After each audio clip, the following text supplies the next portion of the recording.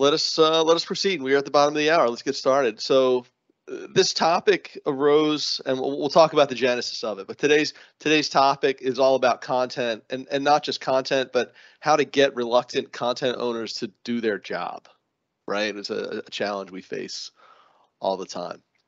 So Todd and Derek are out today. You just got the four of us. We'll talk about why we came up with this and how it affects us on almost every project that we work on. Why it matters and the benefits of solving this problem, how we go about it, and I would love some ideas from the assembled audience, and then some resources, next steps, like we usually do. So want to jump right in because it's one of our biggest challenges on every project. As a project manager who manages the schedule on a lot of projects, it's the biggest source of schedule risk, the inability to effectively engage with the people who actually know, understand, and own the content. So this is why we're talking about it. Obviously, I think Mark will talk about, in the maturity model context, a little bit about content lifecycle management. But even absent a robust content lifecycle, just getting people engaged, getting the content, getting them to understand what we need, getting them to contribute the content, getting them to take ownership of it is an omnipresent challenge. Anything to add on this, Emily? You have felt the pain of this as a site builder more than most. Mark, I know you've been feeling this pain for years. I think it's a good transition into our next slide on why it matters. So when we are building intranets for very often the first time, without the information of all of the content, the size and shape and volume, it's really difficult for us to design the information architecture and prioritize that information hierarchy. The first two bullets right here, like this is why it's important, right? And obviously the things that it supports, and the thing that I care about and I'm most focused on, is your project goes off the rails because you can't get the content you need to launch your intranet. Right? It seems like a very basic thing, but it's very, very common, very frustrating. It's epidemic. Well, it's interesting too that we talk about this typically in terms of an intranet. But even when we're talking about a small team working together, sometimes this can be a problem. It's say you're planning the company party and everyone's hoarding their content and putting it in content being anything, right? It's information that you need in order to do that work. If everybody is hoarding that information in their own separate little OneDrive or on their hard drive or writing it down on a piece of paper, then that collaboration can't happen very well. So even just getting people to put things into one central place for a small team can be a challenge. So it's not just an intranet problem. It's not just a team problem. It's often a leadership problem. They want us to all understand what's going on, but they don't tell us anything. So that's a content problem. A lot of the time, how we manage content, it becomes the omission of that management of content becomes a blocker to reaching good strategic goals. I mean, Mark, you can even extrapolate and say it's the content in the sense of, an intranet we're talking about, but even as a developer, content in the form of user stories or, project plans or whatever for developing solutions. It's the same deal. If I don't, all of these things apply. If I can't get those things, I can't build good software. We were sort of chuckling talking about it before, but garbage in, garbage out. So. And Emily, I think your point about real estate, the mantra is location, location, location. For an effective intranet, it's content, content, content, right? I think that was Mark, but yes. Yep. Okay. She's heard me say it before. Fair enough. It's Mark wrote the song, but we all sing it. All right. So how do we go about it? Like, where do we start when we're working on on this? So let's talk about starting at the beginning. And I have a point on this slide, but Mark, do you want to walk us through this, or Emily, did you write this one? It's Mark. Okay. So when we're starting to work with a client, and or this is the process that we go through. This is the same thing I would do with my wife and son if I were, we need to clean out this room. Well, what's the first thing we do is we figure out, well, what junk is in this room? So that's the existing content inventory. We want to create a new HR site. Well, what is it that HR has that they want to communicate to? Sorry, not what they want to communicate, but what do they have already that they've been communicating? That could exist in a current SharePoint site. It could exist on a bulletin board in an office. Yes, people still may have those. It could exist on someone's hard drive. So it's figuring out, well, what already exists, and how can we inventory it and understand the value of each of those objects. Another thing we can tend to look for is what information is important for your employees or associates that exist in other line of business systems. So for example, if you're building an intranet in SharePoint, you might still be wanting to refer people to Workday or one of those kinds of systems for specific content that's important for them as employees, but you still want the intranet to be the one-stop shop to get to everything. It becomes your, sort of portal from that perspective. The next thing we do is and this is really more Emily's thing. She taught me all of this. We come up with user stories that identify what people need to try, what people are trying to accomplish. So what actions they're trying to take, and what they think they need in order to do that. We also need to figure out what we want them to have, which is a little bit different. So HR wants everyone to know that there's a labor law poster available because they've registered with the state. Employees don't care, but they have to have it there, right? We're pushing something to you, and it's important that we have it there. Whereas employees are saying, but I want to know what day I'm going to get paid. So that's the other way around. That's telling the story from the employee perspective. Both are important, and those user stories capture both. And when we're talking about those user stories, we always want to get to, but what's the outcome from that user story? What is it that we want people to accomplish by reaching to this piece of content or finding this piece of content easily? The point is not, geez, we've got that labor law poster out there, which nobody really wants to read, but we've met a regulatory requirement. That's the outcome that we actually have to cover. And then the fourth one is the one that everyone seems to be the worst at, just listening to your end users. When you're getting a lot of calls as a legal department, and people are asking you questions over and over and over again, or they're saying that your content doesn't make sense, or they're saying that, if you only had this written in a certain way, I could use it all the time. You should be listening to that, and you should be continuing to evolve the content to meet those needs, because those are user stories in action. They're not user stories in theory. They're real people trying to accomplish real things and telling you what their problems are.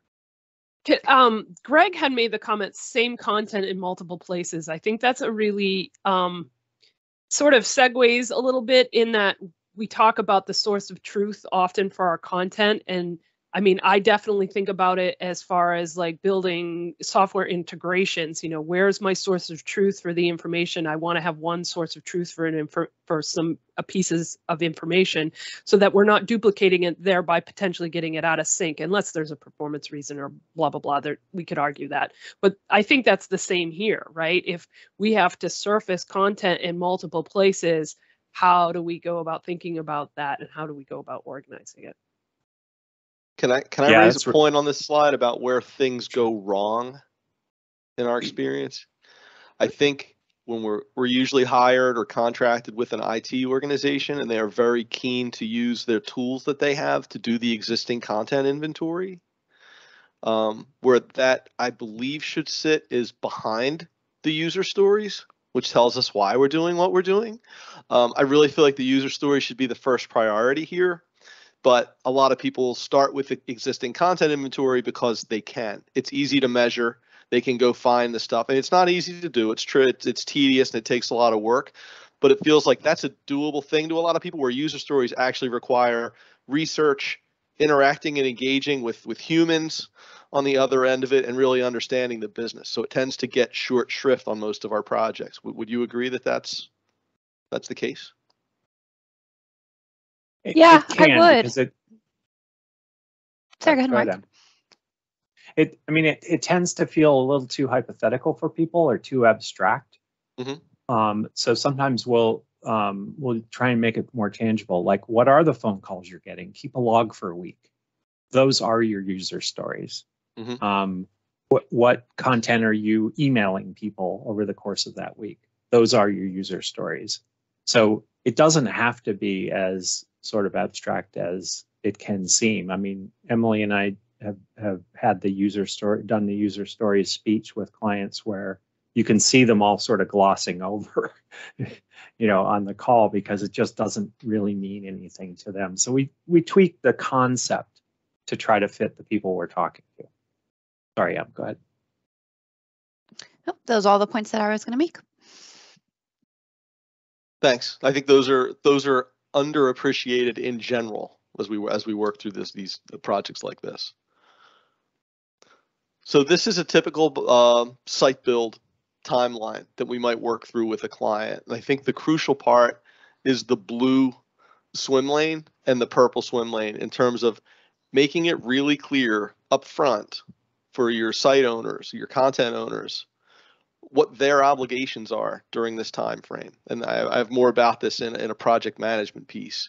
But being able to not just lay out when the migration and build is going to happen, but when the site owners need to have their content created, when we're going to review it together, when we're going to build the site together. If we can tell them this up front, they're a lot more likely to be able to block off time in weeks 3, 4, 5, 6, etc. But Emily, I know you help. I mean, we've put this together and delivered this on several projects before. Do you have anything to add to this? Yeah, so this stands true whether it be a net new site or whether we are doing a migration. Either way, we still need to do a content inventory, because to Mark's point earlier, you might have content that lives in other systems that we're bringing into SharePoint, for example, or maybe we're looking at one previous platform and then moving over to SharePoint Online.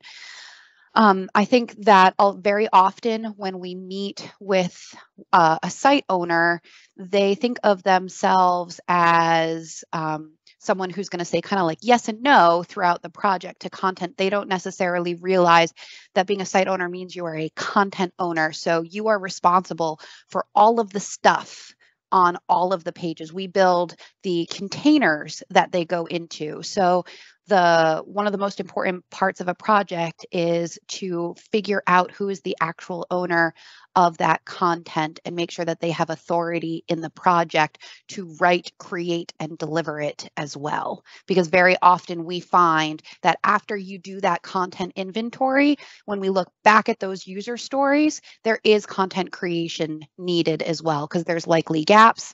And then as we are building the system itself, we always have a need for things like introduction paragraphs and microcopy on buttons to help make that user interface really intuitive. Krista has her hand up. What do you have, Krista? Just wondering if you guys have a preferred process for content creation outside of the platform versus inside of the platform. What's your usual approach for that? Good question. I feel like it depends a lot on the end users that we are working with. So majority of the time we are on projects, and I'm just going to stick with the intranet example, and we are paired with the different content owners. They have their day job, which is HR, finance, IT. They may not be familiar with the system. So I find that it can be a pretty big barrier to ask someone to pour their content into SharePoint Online as the first step if they're unfamiliar. So I'll tell them whatever way you want to deliver it to me is fine. Often that ends up being Word documents, and then we'll kind of translate that content over. I think if you're working with someone who is incredibly comfortable with SharePoint Online, there's no problem with building content in the sites themselves directly and then working with the content there. But that just seems to be such a low percentage of the exception rather than definitely the exception. Get a lot of zip files with Word docs and PDFs in them, right? Yeah. Emily, you made a comment to me yesterday that was, I think, pretty astute one. and I haven't found it, but roughly, in effect, what you said was that when you're taking somebody up the levels of the maturity model from level 0, if you haven't used SharePoint before, then that's a bigger lift than if you've been using SharePoint for a decade, even if it's been SharePoint 2010, by example. Or if you've just never had an intranet. Believe it or not, we run into organizations that just don't have a way to do this stuff other than sending email. So you really have to gauge things based on who you're working with, and reduce, like Emily said, it can be a Word document. It doesn't really matter. You want to reduce that friction, because building the content is the hard part, not formatting it. We can take a Word document and turn it into a page. We can take a PDF and OCR it. That's the easy part. And Mark, the site owner, I think, is a great distinction, because you and I talk a lot of times about, I've worked on some really large projects, and you've worked with a lot more entrepreneurial organizations. In some cases, that site owner, large client, that's a communications professional responsible for getting the messaging out there about a shared services function in a lot of cases, right? Mm-hmm. And in your case, it's the owner of that shared services function. Big difference between the HR, the comms person for HR versus the head of HR as a site owner, in terms of availability, their kind of desire to do this, et cetera. And there's a box. There's a box on this slide I want to make sure we don't forget. And Emily, if you were about to just talk about it, user testing is an important thing that we should say something about.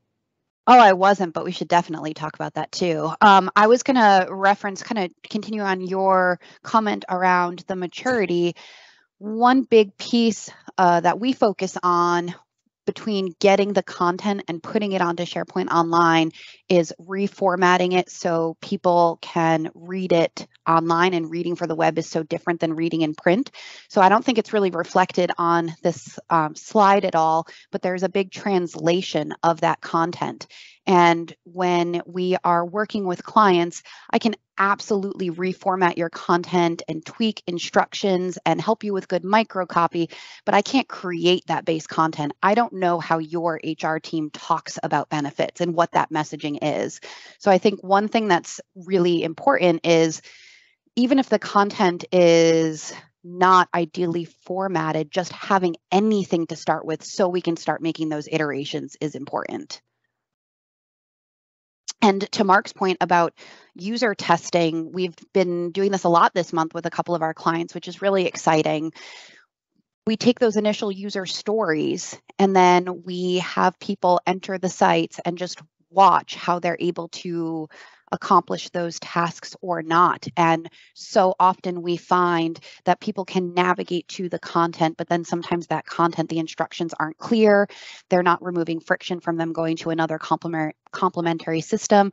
So very often these tasks are actually failing because the content isn't clearly directing them. It's not necessarily that Microsoft 365 isn't configured in the right way. Right. Yeah, because we're working with the site owner, therefore the content owners, and we're in it up to our elbows every day, we think things make sense. We think, oh, we've got the navigation right, we've got the right stuff on the homepage, and then we actually say to somebody, go find, policy number 7. And either they go right to it, excellent, we've done our information architecture right, or they can't find it at all, or something in the middle. And they describe, with that user testing, we have them describe their thinking as they go along out loud, so that we understand which pieces of what we've built work well and which pieces we don't. And that gives us a way to tune things before we make it available to a broader group. That's something that I think we've all realized we need to start having more of our clients do, because when we launch an intranet, that's sort of the wrong time to figure out that you got the navigation wrong. Right? We got 1,000 people looking at it and they can't find HR. Mark has a that's question. The wrong time. Mark, Christian has a question. Is part of this helping to identify where those tools, capabilities, sites, et cetera, fit within the likely non-existent communications plan? I have nothing to that. Yeah, definitely. I mean, to Mike's earlier point, depending on the size of the organization, that may exist already and there might be really clear scope, but I think it's really important to define the governance of how are we communicating, where is it being communicated. So a great example is I'm a huge advocate of SharePoint News, because if you are going to have your static content in the intranet, you also need your dynamic content there so people have one place to look to find what's going on in the company versus checking their email inbox for that dynamic and then checking the intranet for the static and piecing the two things together. So I think that often when people are implementing an intranet, that might be one of their first steps to formalizing that communication plan. That's oftentimes a small company, big company distinction too, right? Like large companies are very thoughtful about internal digital communications, whereas small companies, it just happens or it doesn't. It's usually due to the will, just the sheer will of a small group of people. Another variable in that is if launching an intranet, for example, is an IT driven process, there usually isn't a communication plan. It's just not the way they don't think about it. Right. Yep. And if you have a steering committee or you have the intranet is being driven by HR or by corporate communications or something, then there's a communication plan, and that's part of the whole change management effort. So you want to make sure that you have good representation on the project in general so that you can cover that base. Let's talk a little bit about how we go about identifying who owns what content. Mark, do you want to start with the content type? Does everybody understand the RACI model?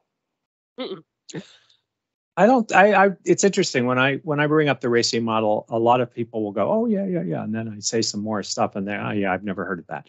It's a model that's been around for decades, and I find it very helpful to at least have in the back of my mind, even if I don't bring it up. RACI stands for responsible, accountable, consulted, and informed. And I've always thought it should be ARCI, because A is the most important. Accountable, that's the person who's going to get fired if it doesn't go well. Responsible is the person who has to make it happen. Consulted is somebody we need to interact with in order to do it right. And then informed is just informed. We're going to let them know what's happening. Lots of organizations, you may be in one and you may recognize the signs. Like if there's a meeting to talk about a new policy and 35 people get invited, people don't know what their roles are. That's just too many people to make a decision. So understanding who fits into each one of those roles for any type of content is really important. Oftentimes we'll be working with somebody who's just awesome at doing the building and the formatting and all that sort of stuff, but they're not accountable because they're more of a junior person. Somebody else has to sign off. Sometimes those roles are formalized in workflows, and sometimes they're just by convention. So all very important to understand. Every piece of content ought to be thought of differently. And when I say every piece of content, I really mean content types. So a policy is different than a contract, is different than a status update, is different than a quote for a customer. And each one of those content types, which is a SharePoint term, is really a business object in a more abstract sense.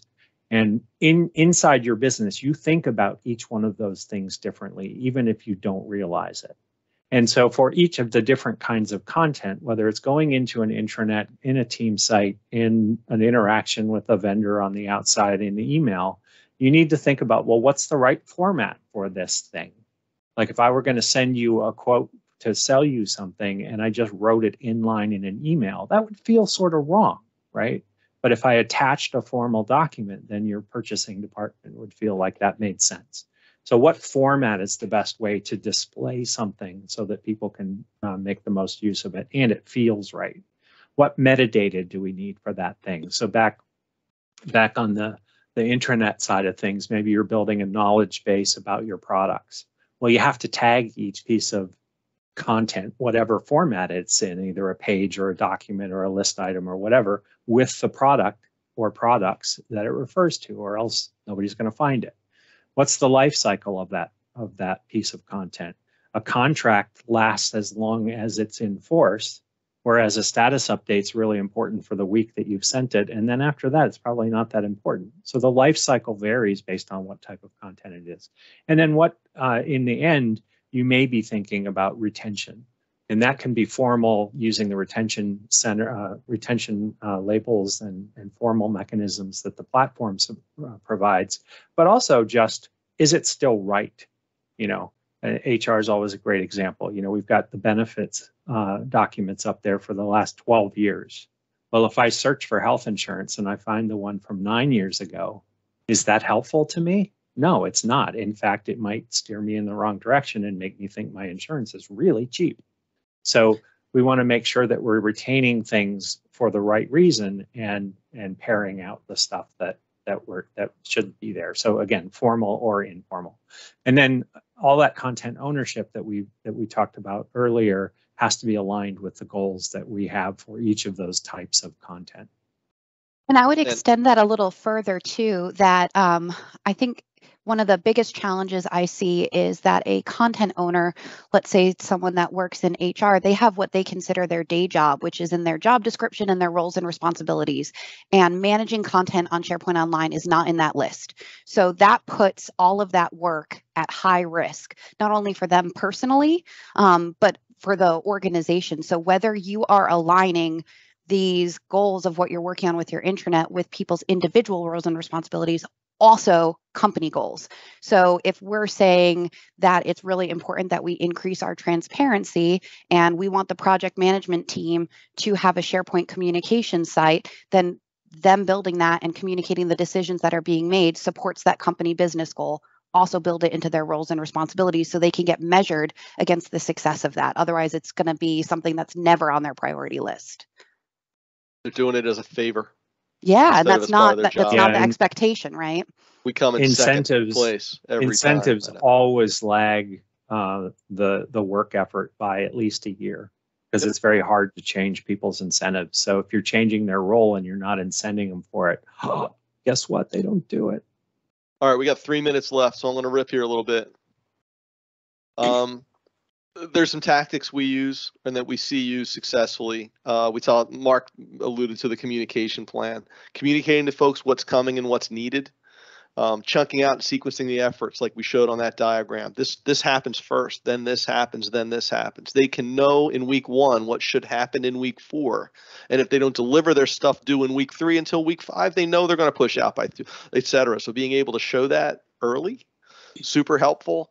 We love, as project managers, deadlines. Deadlines drive activity, right? 80% of the content gets created within the 24 hours before it's due in a lot of cases, right? Making up a specious thing, but it's directionally correct. And escalation tactics.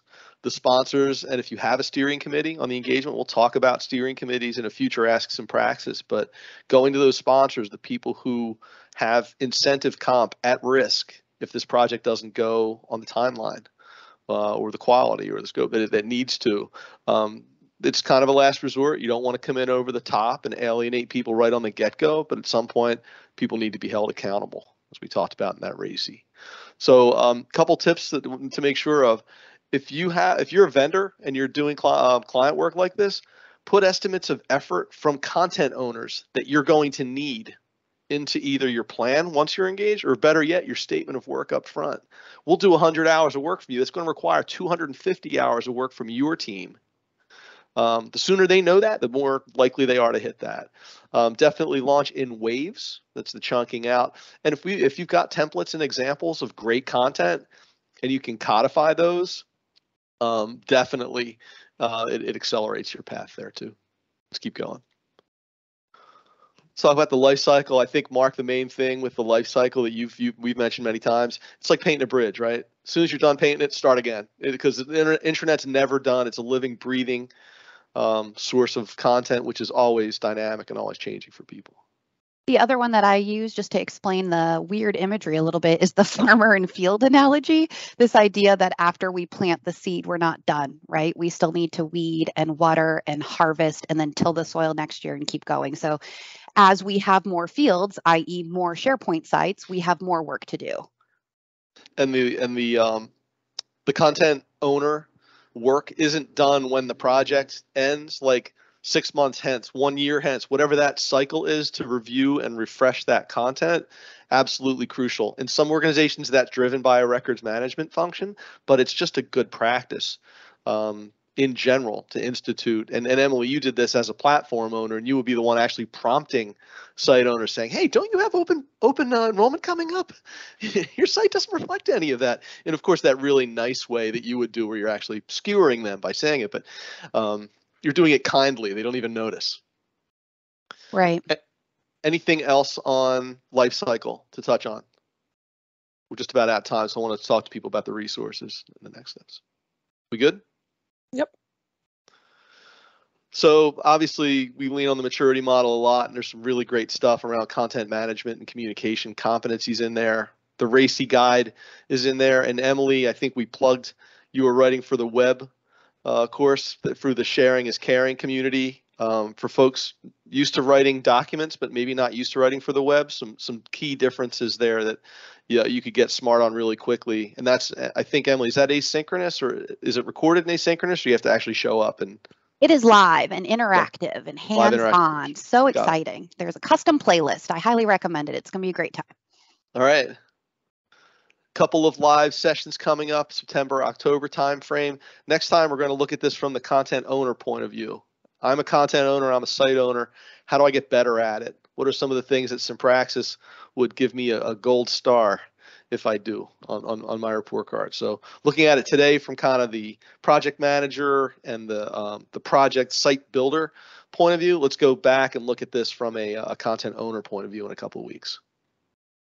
Anything to close out with? Anything else?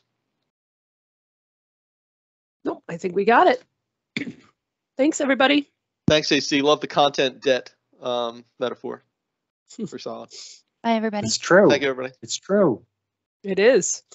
Have a great rest of your week. Thank you. Talk to you in 2 weeks. Yeah.